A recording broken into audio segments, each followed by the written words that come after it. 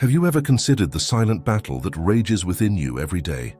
A struggle between expending your energy on momentary pleasures or transforming it into discipline, clarity, and spiritual power. This conflict isn't addressed in textbooks or everyday conversations, yet it directly impacts your vitality, your relationships, and even your purpose. In this video, we'll explore the invisible war between masturbation and deprivation. You'll learn how choosing to expend or conserve your energy can completely change the way you think, feel, and act. I'll explain why so many people live trapped in a cycle of addiction and distraction, and how to reverse this pattern to awaken a stronger, more conscious version of yourself. And I ask you, how many times have you felt tired, unfocused, or stuck in habits that seem to drain you? What if there was a path that could transform that same motivation into inner strength and spiritual connection? Follow me to the end, because what you'll discover today might just be the turning point you've been missing in your life. When we talk about masturbation, most people think of it as something mundane, natural, even healthy. We've always been told it's just a way to release tension, an instinct with no major consequences. But no one talks about the other side of this practice. No one talks about its silent impact on energy, mind, and even spirituality. It's the hidden side that almost no one wants to face. Every time you indulge in a momentary pleasure, your brain is flooded with dopamine, the neurotransmitter of pleasure and reward. This creates an immediate feeling of satisfaction, but also a sense of emptiness soon after. The body feels exhausted, the mind loses clarity, and motivation evaporates. What seemed like quick relief turns into fatigue, lack of focus, and a strange feeling of guilt. Thus begins the cycle: pleasure, emptiness, repetition. This cycle isn't just psychological but biochemical. The brain, constantly exposed to artificial spikes of dopamine, becomes accustomed to ever higher levels of stimulation. The result is simple. Nothing is enjoyable anymore. Normal activities such as studying, working, or playing sports seem boring and monotonous. We feel trapped in a constant quest for stimulation, videos, and fantasies. It's a never-ending spiral. And perhaps the most terrifying thing is the silent loss of vitality. Think about how you feel after masturbating several times a week. Your physical energy plummets. Discipline disappears. Confidence evaporates. That sparkle in your eyes, which once reflected strength and magnetism, simply disappears. Have you ever noticed that after a period of excess, even your posture changes? Even your presence seems weakened. This is no coincidence. It's an invisible loss happening right before your eyes. The modern world has radically worsened the situation. With pornography available on every device, masturbation has become an addiction for millions of people. What should be a natural form of expression has become an invisible prison. Men and women are glued to screens, spending hours under artificial stimuli that deplete their vital energy. The body reacts with fatigue, the mind with anxiety, the soul with emptiness. And yet, most believe there's nothing wrong with it, that it's simply a harmless habit. But stop for a moment and think, if it's so harmless, why do so many people feel exhausted, unmotivated, and helpless after engaging in it? Why do so many people struggle to maintain authentic relationships, focus on their studies or work, or find the energy to pursue their dreams? Could there be something deeper behind this seemingly innocent practice? This is the dark side of masturbation. Not only does it consume energy, but it trains your mind to seek easy and immediate gratification. It conditions you to be a slave to your urges, to live in a cycle of pleasure and ruin. And every time you indulge, you reinforce this pattern. It's like digging a hole deeper and deeper, believing you'll find the way out at the bottom. Now I invite you to reflect. How many times have you felt like you could live more, accomplish more, be more, but something always seemed to hold you back? How many times have you enthusiastically started a project, only to quickly lose momentum and give up? And how many times have you looked in the mirror after giving it your all and felt like you've wasted something precious within yourself? It's a truth few dare to face. Excessive masturbation is a spiritual trap. It locks you into a cycle of empty pleasure that prevents you from developing your true strength. It keeps you at the lowest instinct, preventing your energy from rising and transforming into clarity, discipline, and power. But what if you simply stopped wasting it? How would your life change if, instead of giving in to your impulses, you channeled that energy into training, Creating, studying, and building. What if all the energy currently wasted on a few seconds of pleasure were stored within you? This is the question no one wants to ask, because the answer is terrifying. It reveals that you carry within you a source of power that is wasted daily. And this is the silent battle. You must wage, remain a slave to instinct, or awaken to retention, the path that transforms pure energy into inner power. If masturbation represents the silent depletion of life energy, retention is the opposite. It is the act of preserving, cultivating, and directing that same energy towards something much greater. What many don't realize is that entire cultures, separated by oceans and centuries, considered retention to be the key to physical, mental, and spiritual power. In Taoism, for example, ancient masters believed that semen contained the vital essence called Jing. This substance, for them, was limited, like a treasure that could not be wasted without consequences. By preserving Jing, the practitioner cultivated longevity, vitality, and mental clarity. For Taoists, each preserved drop was a reserve of vital energy. In India, Tantra practitioners viewed sexual energy as a sacred portal. They believed in elevating desire rather than denying it. The practice of retention was a way to channel pure desire to awaken Kundalini, the spiritual force that lies dormant at the base of the spine. When this energy was awakened and directed toward the higher chakras, creativity, intuition, and spiritual enlightenment emerged. In Europe, alchemists spoke of transforming lead into gold, and many modern scholars see this symbol as a metaphor for sexual transmutation. Lead represents pure, instinctive, and deep desire. Gold symbolizes heightened consciousness, wisdom, and refined spirituality. Withholding, in this context, was not repression, but the basis for great inner alchemical work. But if all these people, from all walks of life and eras, placed such importance on retention, why is it considered taboo, even foolish today? The answer lies in modernity. Today's society conditions us to believe that constantly releasing energy is healthy, that it's pure pleasure, that there's nothing to lose.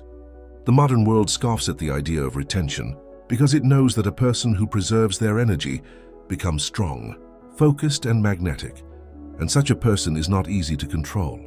The testimonies of those who practice retention are almost always the same: more discipline, more mental clarity, and more confidence.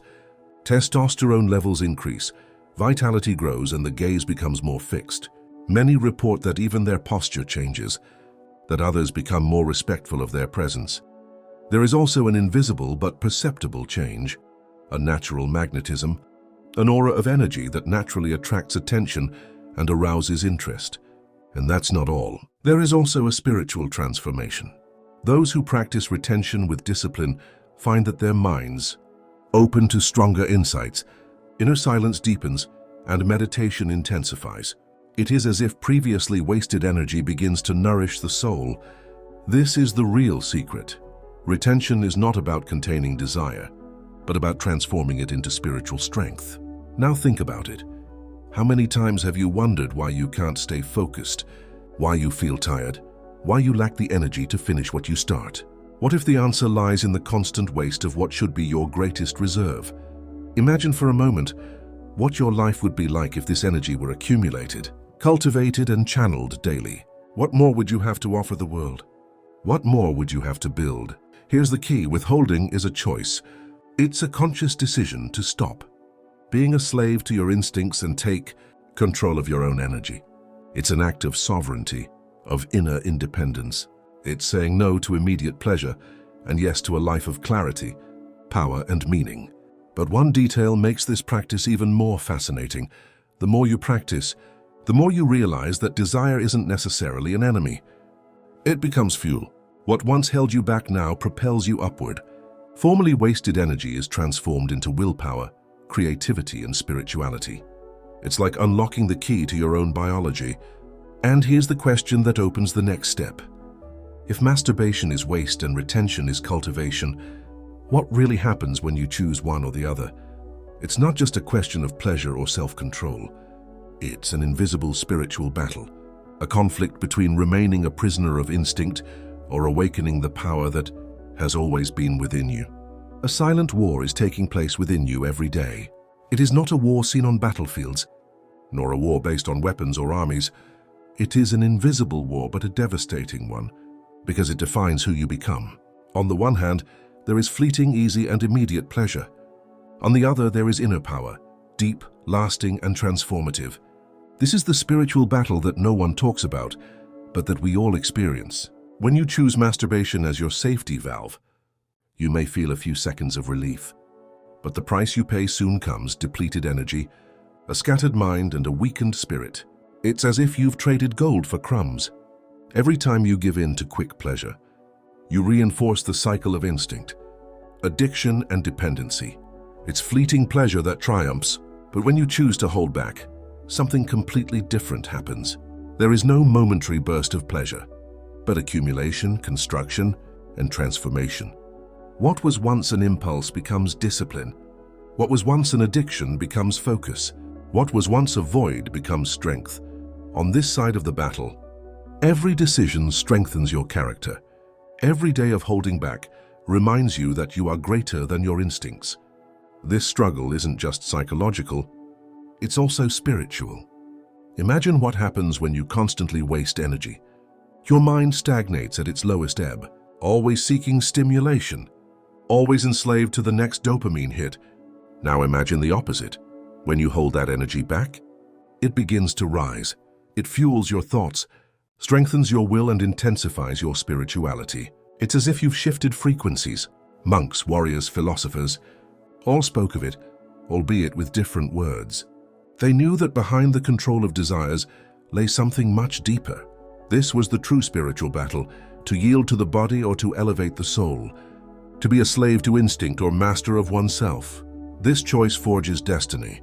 And here's the most disturbing detail. The world we live in was designed to deprive you of fleeting pleasure. Pornography, social media, digital addictions, everything around you is designed to capture your attention and drain your energy. Because a man without energy is easy to manipulate. A man trapped in the cycle of immediate pleasure lacks the strength to fight, create, and transform his life. He becomes docile, predictable, controllable. Now imagine the opposite. Imagine a man or woman who decides to channel their energy, cultivate it, and learn to direct it. This person becomes strong, magnetic, and independent. They don't need distractions to feel alive, because they already carry within them an inexhaustible source of energy. This is the real danger for a system that thrives on weak people, someone who discovers their own strength. But this battle isn't won overnight. It's fought daily with every decision. Every time you accept immediate gratification, you lose ground. Every time you choose to hold back and transmute, you gain ground within yourself. It's like an inner war, where every decision influences the final outcome. And ultimately, this battle will define who you are: someone ruled by the body or someone guided by the mind. And here's the thought that should resonate with you. What kind of man or woman do you want to be? Someone who lives for pleasure and spends the rest of their time exhausted, empty, and lost? Or someone who carries within them a power that few people have access to? A power that bestows clarity, discipline, magnetism, and spirituality. Spiritual warfare is not about sex per se. It's about energy. It's about focus. It's about purpose.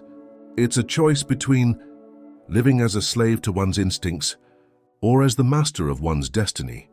It is the struggle that separates the lost from the awakened.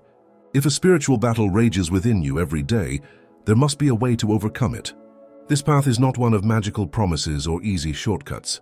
It is built step by step, decision by decision, until the habit of wasting energy is replaced by the discipline of transmuting it. This process is called transformation. The first step in this transformation is awareness. You have to notice the impulse that arises and not react automatically. Most people don't even think about it. They just feel it and give in. It's as if they're trapped in their own bodies. But creating space between the impulse and the action opens the door to change. The next time you feel the impulse, pause, breathe deeply. Recognize that there is pure energy there waiting to be directed. That simple pause changes everything. The second step is breathing. From ancient Taoists to yoga practitioners, everyone knew that breathing is essential for controlling sexual energy. By breathing deeply and consciously, You can transfer the energy concentrated in your instincts to the higher regions of your body. Inhale slowly, hold your breath for a few seconds, and as you exhale, imagine this energy rising up your spine and filling your mind with clarity. With practice, this ceases to be an imagination and becomes a real sensation. The third step is movement. Stagnant energy seeks an outlet, and if you can't find one, it becomes a compulsion. That's why physical activity is so powerful in this process. Training, running, fighting, playing sports, these all channel excess energy in the body in constructive ways. Moreover, exercise builds discipline, and discipline is the pillar of retention. It's not just about expending energy, but about training it, shaping it, and putting it to work for your development. The fourth step is creation. Sexual energy is in essence creative energy. If you don't channel it, it gets lost in momentary pleasures. But if you channel it into projects, studies, artwork, it transforms into something lasting. Write, paint, compose, study, build. Every time you use this energy to create, you sublimate instinct into true power. This is true alchemy, transforming impulse into work, desire into accomplishment, flesh into spirit. The fifth step is meditation. Retention is not only physical, but also spiritual. By sitting in silence, closing your eyes, and focusing your mind, you begin to feel that this energy is not just bodily warmth, but a force capable of expanding your consciousness. Visualize it as a flame illuminating every part of you. This practice strengthens the mind and transforms sexual energy from enemy to ally. But make no mistake, the path to transformation requires patience. You will fall sometimes. You will want to give up. You will think it's pointless. And that's precisely the test. Every time you get back up, every time you choose to resist, every time you choose to reorient yourself, you are shaping your character. You are ceasing to be a slave and becoming a master. And here's the most inspiring part. As you begin this process, you notice that life around you is changing as well. You wake up with more energy. Your gaze becomes more constant. Your presence becomes magnetic. People perceive something different in you, even without understanding it. You attract opportunities, relationships, and respect. For all of this is a reflection of an energy that is no longer wasted, but cultivated. This is the real secret of retention. It's not just about holding on, it's about transforming. It's not about repressing, it's about evolving. It's not about what you stop doing, but what you become in the process. You stop being guided by instinct, and you let yourself be guided by the spirit. The question remains, will you continue the cycle of fleeting pleasure or choose the path of transformation? No one can make that decision for you. Only you can decide. And if you've come this far, it's because an inner flame yearns for something greater, beyond the ordinary. So let that flame grow. Choose retention, choose transmutation, choose the power within. Finally, I invite you to make a declaration in the comments. I choose to win this battle. This will be your public commitment to your own transformation. Please like and subscribe to the channel as we continue to explore secrets that can radically change your life.